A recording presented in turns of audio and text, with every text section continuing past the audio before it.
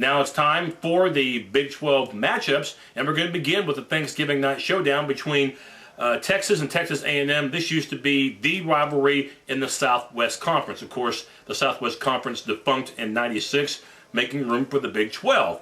When these teams played in the Southwest Conference, it was not uncommon for these teams to play Thanksgiving night. The Big 12 kind of got away from that, but just recently they put this game back on the Thanksgiving night schedule. I'm glad that they did that. I just wish Texas A&M had the talent to beat Texas, but they don't. This will be a high-scoring game. Unfortunately, if you're an Aggie fan, most of those points are going to belong to Texas. Texas will win comfortably.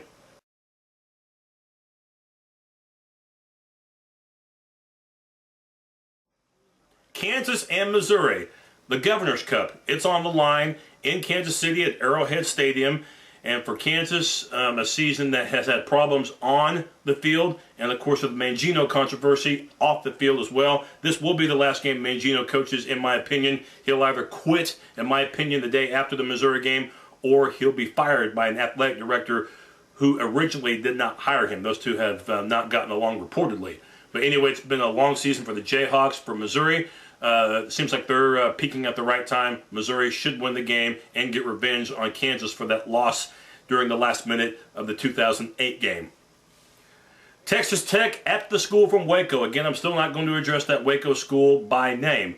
This was actually a competitive game last year. In fact, the school from Waco should have won, but Texas Tech, with the big fourth quarter, survived the upset bid of the school from Waco. Texas Tech this time wins and wins handily.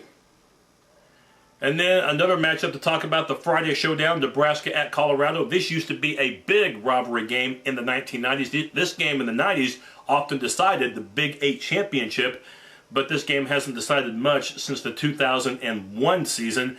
And this, in my opinion, will be the swan song for Dan Hawkins. It's been a pretty long and short tenure for Hawkins, and it's going to end on a sour note, which is what Colorado's season has been all about. This game means nothing to Nebraska. They're already in the Big 12 championship game against Texas.